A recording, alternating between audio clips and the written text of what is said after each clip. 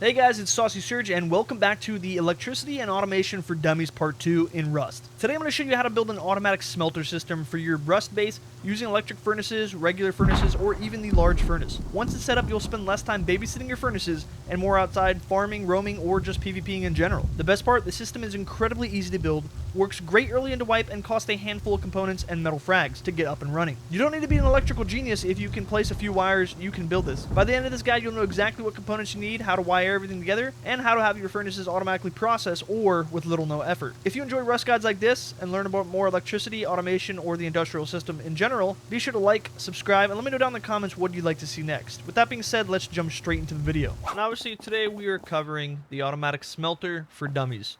So this is going to be part 2. In part 1, we covered the automatic sorter for dummies. If you didn't see that video, go check it out. I'll leave the link in the description. It shows you how to automate your entire base of boxes. So if you dump them into drop boxes, it'll sort throughout your whole base and go exactly to each box individual. Obviously today we're talking about the automatic smelter. So you can just run up to these boxes, dump your ore, it'll smelt it, and put the finished ore in another box for you. So there's a couple things you're going to need to know. Obviously, you're going to need power. So whether you're using a solar panel or a windmill or whatever you want, you just need to power this battery. You are going to need 2 of these conveyors, industrial conveyors, at least a splitter. Then obviously you're going to need these industrial storage adapters. So once you have all that, obviously I'm not going to build a base. You guys should know how your guys' base layout. So guys, in today's video, we're going to be looking at the electrical furnaces in here, and I'm going to show you guys how to do it with the regular furnaces if you're not a fan of those. I'll even show you how to do the large furnaces too. With that being said, make sure you have a battery that is being powered. So in this case, I'm using the test generator. You can use a windmill or solar panels, and we're going to run this the proper way. I like to run a large battery, which is 7 branches. So 1, 2, 3, 4, 5, 6, and 7. Then we're going to power out into the power in, and then the power out into each electrical branch. Now, the left output is what you can control. The right output is what the current thing is pushing all the way through. The whole battery is pushing the power all the way through these. So I like to use this because once you run out of these 3 for the 3 furnaces, you have no more electrical points to run the wire to these industrial conveyors. So in this case, each electrical furnace takes 3 power. So we're going to go to our electrical branch. You're going to press E on it, and we're going to do 9 since it's 3, 6, 9. So we set that. Now we take this. Splitters require 0 power to power, so we don't have to worry about that. And then we're just going to bring it back here, and we're going to power each one of these furnaces up. Just like that, all 3 are powered. Now, depending on how many furnaces you have, you're going to need the storage adapters, and how many boxes you're trying to fill, you're going to need the storage adapters. So in this case, we're using 5, 2 for the boxes, and 1 for each of these furnaces. Then, whatever amount of boxes you have, you need industrial conveyors. So in this case, we're using 2, then we need 2 industrial conveyors. And now we're going to simply pipe these things. So I'm going to make them bright yellow so you guys know. So we're going to make this our dump box. So all the raw ore material is going to go in this box, get pulled out, siphoned through the furnaces. Then this one is going to pull out the cooked and put it inside here. So this is going to be industrial out because we're pushing out the raw materials. Then this is going to come down here to the furnace, go through that, there, and through that one, and then we're just going to wrap it all back around.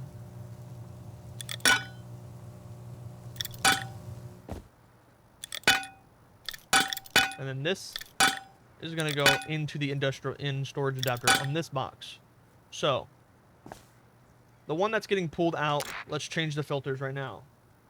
We're going to look for the ore, so we're going to do sulfur ore, uncooked. We're going to do metal ore and high quality metal, and we're going to save those changes.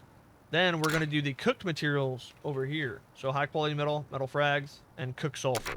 Once that's done, we're simply going to power. Each industrial conveyor only takes 1 power.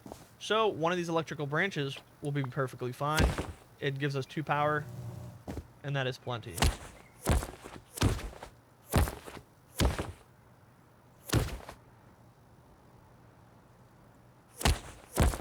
Just like that, and then you turn them on. And just like that, it is going to automatically smelt, and I'll show you guys exactly that in process right now. Alright guys, we got a bunch of resources. Now once again, I said put the raw materials in here, so fill this up. And as you can see, all of them got taken out. So they're being cooked currently right now in each furnace. And obviously you saw it get pulled out and it's getting dumped into this. So you want to go on a farm run, you want to go run around and do some loot runs or PvP or get off for the night. Make sure you fill up your ore box, and by the time you log on the next morning, it'll be fully done. And honestly, that's exactly how simple it is. So with the electrical furnaces covered, let's move on to the regular furnaces. Alright, so the regular furnaces, the same thing. These storage adapters go on top of them. We're each going to need one for each one of the boxes. And then we're going to need 2 industrial conveyors, or however many boxes you have, that's exactly how many storage conveyors you need. So we'll do one right over here, and we'll just do one over here to make it easy. So once you got all these storage adapters hooked up, we're going to take our pipe, and this one's going to be our depot box, and this will be the cooked. So once again, you go out into there, this. We're going to bring it all the way to this back one, and then you're just going to cycle through the industrial storage adapters on top, pipe it down.